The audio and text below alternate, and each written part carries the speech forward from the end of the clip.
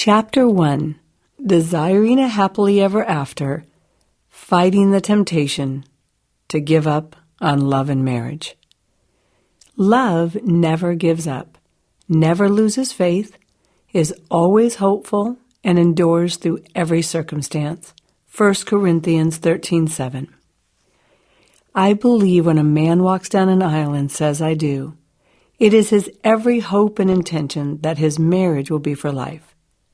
He sincerely desires to understand and take care of the beloved bride he has chosen. He romanced her and worked hard to express his love so she would want to spend the rest of her life with him. He was determined to be her hero and lovingly lead her safe through this life. The challenge for each man begins after the I do's, because generally no one has taught him how to accomplish his God-appointed position in a woman's life. Eventually, a man's attempt at love, leadership, and even heroism may miss their mark, and his bride gradually withdraws emotionally from the very one she hoped would give her her happily ever after. Sadly, she often closes up her spirit in order to protect her heart from any more hurt. The man she longs for ends up feeling frustrated and angry at himself, and he may even give up trying. Their love story, which once fostered hopes of intimacy, happiness, and growing old together, withers into isolation, pain, and despair, and many times even divorce. That was certainly what I saw growing up. I was raised in a non-Christian home. My parents had been married and divorced to 3 different people. So as part of several blended families, it was hard for me to understand what a healthy family was supposed to be. Needless to say, when I was growing up, all I understood about marriage was unhappily ever after. So my heart's desire was to find a godly man to love me forever and live with him in a lovely home with a white picket fence. And to be honest, the white picket fence was almost as important to me as the man, because somehow that fence represented the foundation of a stable family that I never had as a child, and protection from heartbreak. I gave my heart to the Lord at age 24, and I fell madly in love with Jesus. A few years later, I met and married my husband, Steve, and we became parents to a son, Jacob, and 11 years later to our daughter, Emily. Because of my love for God and my husband, I honestly didn't think anything could shake my faith. Then in the summer of 2007, my happily ever after was wiped out, and my faith was tested when all I feared about marriage became reality. All that I had known to be true appeared to be false hope. The foundation I had worked so hard to build and protect was almost destroyed, along with my ministry in that season of my life. I truly believed that God had forsaken me. I had just finished writing a book, Preparing Him for the Other Woman, a mother's guide on how to raise her son to love and lead a wife. It was one of my most difficult books I had ever written, but finally I had completed it and was ready to send it to the publisher. However, as I excitedly ran upstairs to my office to send the manuscript, I suddenly felt as if something dark hovered over me. My passion was drowned out by fear of an attack from the enemy that could come against me and my family if I stepped out on his territory. Young men and their future marriages. The reality hit me. I was putting a book out there that would shine some light in the darkness. After all, the devil has used many of his tools to destroy our young boys and confuse them about who they are and what their role is in a woman's life. I did not think I was strong enough to handle what could come if I stood in front of the giants in the land that were killing the confidence of our young men. I called the publisher and said I needed to wait and pray for the courage before submitting the manuscript. I went to my husband and my son, who was 18 years old at the time, a senior in high school. I told him of my fears and asked if he would stand by me no matter what happened. Then I looked at my son Jake and asked him if he had any plans of rebelling against his faith once he graduated from high school. I told him I was willing to give him the freedom to find his own faith in Christ, but I didn't want to put a book out there on raising boys if my own son was going to walk away from the Lord.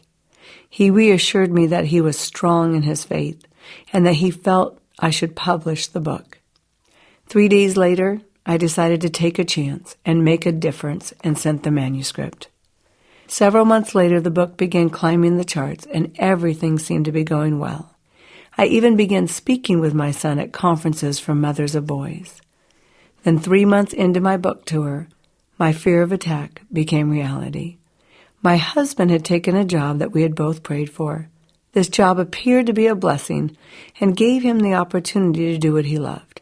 After he spent so many years working alongside me in my ministry, I looked forward to supporting him in his desired career. Yet his new position required him to violate some of our boundaries we had put in place to protect our marriage, such as always attending evening social engagements together. While my heart was troubled by the compromises he had to make, Steve didn't see the danger. He loved me and our kids, and he thought that the boundaries in which we agreed on early in our marriage were no longer necessary now that our marriage was strong.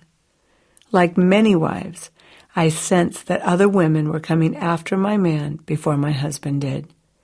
They were mostly attracted to how much he loved me. They wanted that kind of love. Because my husband was not pursuing any of these women, he thought he was safe. Sadly, we ended up separated.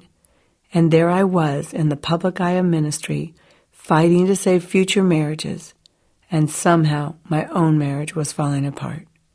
My son was devastated by the division between his mom and dad. It was too hard for him to deal with the confusion, pain, and anger. He was upset to see me unable to get control of my emotions and expressing doubts about my faith for the first time. Once Steve and I were living apart, he also felt pressured to become the man of the house. In despair, Jacob eventually took a break from his faith and began using drugs and alcohol to comfort himself. Meanwhile, I hit the lowest point of my faith journey. Because of my upheaval in my home growing up, I had been through so many horrible experiences. Yet when I rebuilt my broken life on Christ as a young adult, I assumed my life would never crumble again. I'd been taught to run to God for cover when there was a great attack. But now I felt like he had left me alone on the battlefield to fight for myself. It appeared that all I had believed about God and all my effort to build a strong foundation for my own family had been shattered. My pain, my shame, and my life were an embarrassment. I felt as if I were battling an out-of-control fire that would burn up everything I loved and lived for. Even worse was my fear of how this division between Steve and me would affect our 7-year-old daughter, Emily.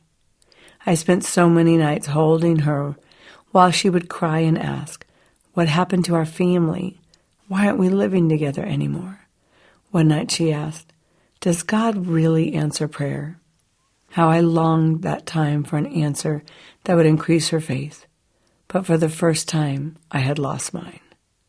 It's hard when you're in the middle of a war to find your peace or your purpose for fighting. I had thought I was fighting to further God's kingdom on earth by equipping mothers to raise warriors, but it appeared I had lost the fight in my own life. I moved in with a precious friend of mine who had a daughter Emily's age. We lived in their guest room for most of the summer. Every night I would cry out to God as I questioned why he had not protected me while I was attempting to accomplish something for his glory.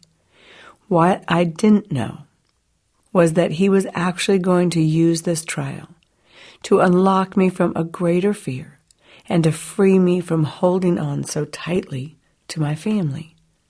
After weeks of anguish, I cried out to God and said, "How can I continue to serve you when I don't have a foundation myself to stand on?" It was in that moment I felt the Lord ask me a bigger question. Was my life given on a cross not enough for you to finish strong, even if it means surrendering the life you wanted? For the first time, I realized that my heart's true desire was to feel loved and secure, and yet no man on earth could love me the way my Lord does. It was in that moment of crisis that I found the true meaning of following Christ. God had not forsaken me, but he wanted to free me from depending on others to give me my happily ever after. That night, I gave my deepest heart's desire to God and chose to follow him at any cost. In exchange, he gave me something so much better than a white picket fence. He surrounded me with his presence. He gave me his peace that was stronger than my circumstance. My faith was no longer in people. It was in Christ alone. Although nothing outwardly had changed yet, I had been changed. I woke up in the morning and I let Steve and Jake know that I loved them, and no matter how our family worked out, I was going to finish the work that God had given me. Steve and I were sobered by the realization that we were in danger of throwing away everything we had built. Restoring our marriage, however, was excruciatingly painful and more difficult than either of us ever expected. For 3 years, we had to work through our anger and lay down